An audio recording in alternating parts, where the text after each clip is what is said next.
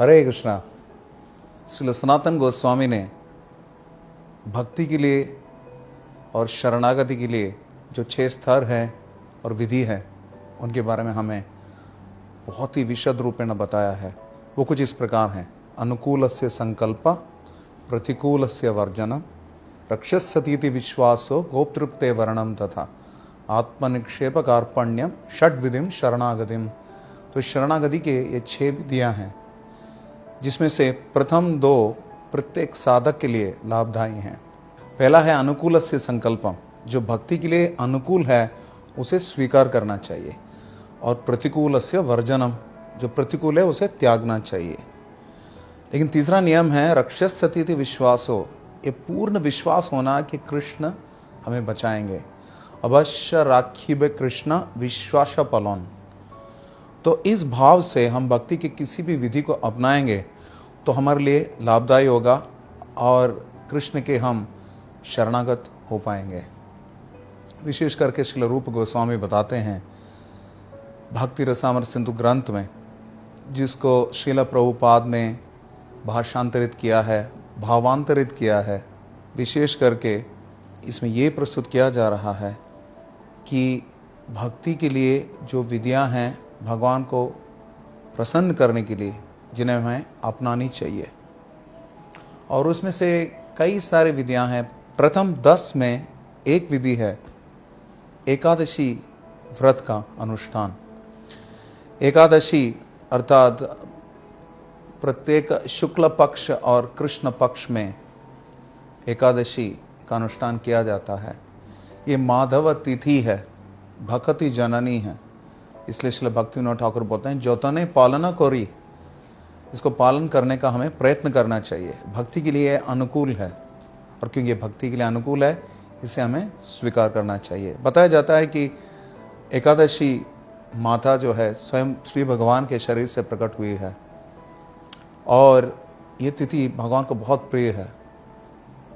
तो इस व्रत का अनुष्ठान करने से हम भक्ति में बहुत ही जल्द आगे बढ़ जाते हैं। और इसके अनुष्ठान में कई विधियां हैं। सबसे ऊंचा स्तर है निर्जला। निर्जला नहीं हो सकता तो फिर सजला, कम से कम जल का सेवन कर सकते हैं।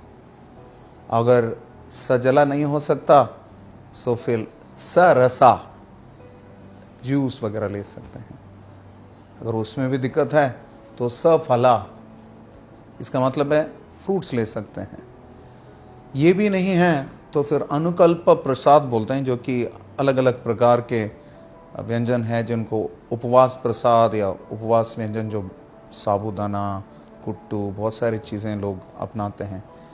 लेकिन मूलतः एकादशी की शुद्धता का पालन अगर हमें करना है तो इसको निर्जला के रूप में अनुष्ठान करना पड़ेगा, बिना किसी जल के।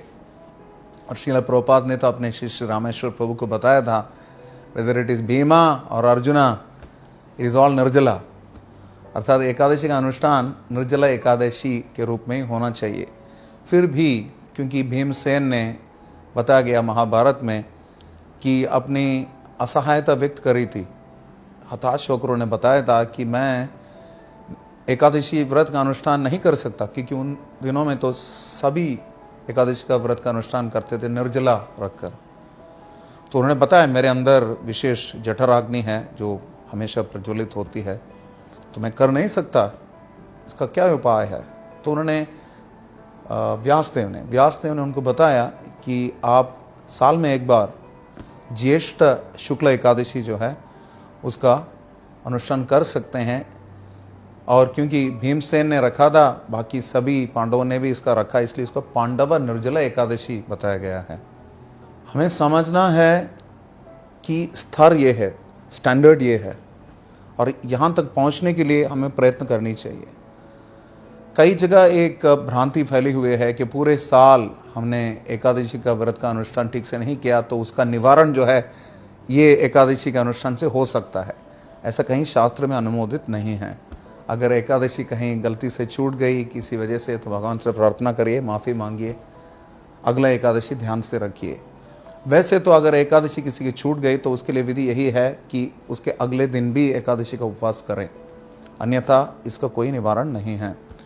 एक बार श्रील प्रभुपाद ने इतना क्रुद्ध होकर अपने शिष्यों को बताया था कि लापरवाही के कारण किसी कुक ने प्रसाद में पीस ऐड कर दिए थे, मटर, तो भक्तों के सबके एकादशी टूट गई, एकादशी का व्रत। प्रभुपाद इतने क्रुद्ध हुए थे कि आप सब लापरवाह हो, आप सबको 3 दिन उपवास रखना पड़ेगा।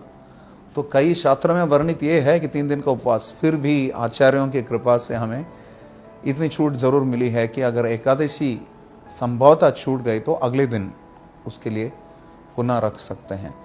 जो भी हो, लेकिन साल में एक ये जो व्रत है निर्जला एकादशी का व्रत, इसको रखने से बहुत ही तेजी से हम भक्ति में आगे बढ़ सकते हैं।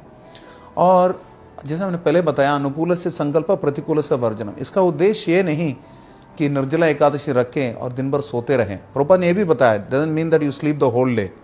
प्रभुपाद ने यहाँ तक बताया कि अगर प्रचार की सेवा है, प्रमुख सेवा है, तो नियमित रूप से प्रसाद ग्रहण करके बाहर जा सकते हैं। प्रचार सर्वोच्च सेवा है, लेकिन प्रचार के पीछे छुपते हुए हम अपनी क्षमता से कम कभी न करें। ये भी एक सेवा अपराध है। रूप गोस्वामी बोलते हैं जितना कर सकते हैं उसे कम ना करें। अगर हम निर्जला एकादशी का व्रत रख सकते हैं तो ज़रूर हम रखें। और विशेष करके इसकी विधियां इस प्रकार बताई जाती हैं कि पिछले दिन संध्या के उपरांत से ही उपवास प्रारंभ हो जाता है और अगले दिन पारण के समय जो है इसका तोड़ना पड़ता है। लेकिन इस्कॉन में इतने कठोर नियम हम इसलिए लागू नहीं करते क्योंकि ये प्रचार का आंदोलन है। ऐसा नहीं कि सब उपवास करके बैठे रहेंगे और कृष्ण का संदेश का प्रचार करने के लिए कोई नहीं है, इतनी सारी सेवाएं हैं। तो इसलिए बताया गया कि कम से कम सूर्योदय से अगले दिन पारण के समय तक प्रत्येक व्यक्ति को निर्जला का उपवास रखना चाहिए। इसका मतलब है कई सारे भक्त 64 माला का जप करते हैं, कई सारे लोग 25 माला का जप करते हैं। प्रत्येक एकादशी को तो 25 माला जप करना ही है। निर्जला एकादशी को 25 माला का जप करने के उपरांत अध्ययन कर सकते हैं, स्वाध्याय कर सकते हैं, या फिर प्रवचन सुन सकते हैं, भगवान के अर्च विग्रह के साथ अधिक समय बिता सकते हैं। अर्थात मुख्य उद्देश्य है शरीर की आवश्यकताओं को कम करते हुए आत्मा की आवश्यकताओं के ऊपर ध्यान देना। यही मुख्य उद्देश्य है किसी भी एकादशी का, और निर्जला एकादशी का मुख्य उद्देश्य भी यही है। निर्जला एकादशी को वैसे बताया जाता है कि जो पुजारी हैं उनको आचमन करने के लिए कोई असुविधा नहीं है, आचमन तो कर सकते हैं। चरणामृत का भी सेवन कर सकते हैं, सिर्फ उतना ही चरणामृत लें जिसमें एक सरसों का दाना जो है इसमें डूब सकता है। ऐसा नहीं कि सरसों का दाना डालें, वो अन्न है, लेकिन ध्यान रखें कि चरणामृत का भी सेवन कर सकते हैं। लेकिन इन सब का उद्देश्य क्या है? कोई भी नियम है, यम है, इसका उद्देश्य है स्मर्तव्य सततम विष्णु विस्मर्तव्यो न जातुचित सर्वे विधि निषेधे सेते और एव किंकरा। सभी नियम यम जितने भी हैं, रूल्स एंड रेगुलेशन, इनका उद्देश्य क्या है? Always remember Krishna, never forget Krishna.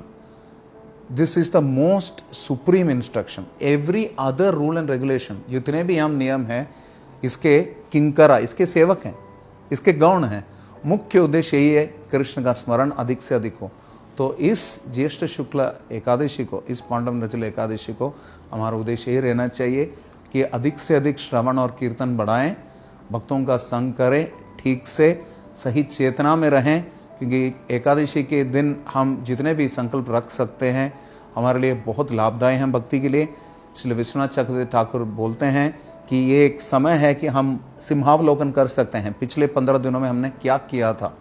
और निर्जला एकादशी के दिन तो हम सोच सकते हैं पिछले पूरे साल हमने क्या किया था भक्ति में, और उसके बारे में इवैल्यूएशन, मूल्यांकन कर सकते हैं और आगे के लिए दृढ़ संकल्प ले सकते हैं। ध्यान रहें, कोई भी एकादशी हो, निर्जला अगर रख सकते हैं तो रखना बहुत अच्छा है, लेकिन मुख्य उद्देश्य यही होना चाहिए कि कृष्ण का स्मरण अधिक से अधिक हो। यही एकादशी का सही भाव है। याद रखें, जून 2 तारीख ज़रूर मंगल आरती के लिए तैयार हो जाएं। कहीं भी आप हैं, मंगल आरती ज़रूर अटेंड करें और पांडव निर्जला एकादशी का पूरा लाभ उठाएं। हरे कृष्णा।